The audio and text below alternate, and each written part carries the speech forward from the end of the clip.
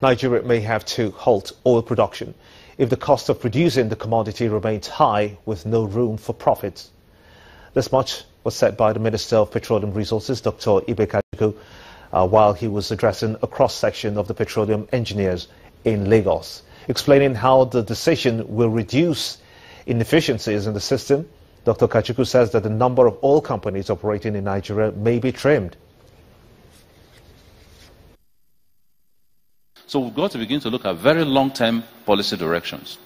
Two is the fact that we must deal with inefficiencies within our system, whether it be embedded within our national oil companies and parastatals or the ministry, or be embedded indeed in the private oil companies. The reality, whether we accept it or not, is that every side of the aisle has benefited from this lack of efficiency.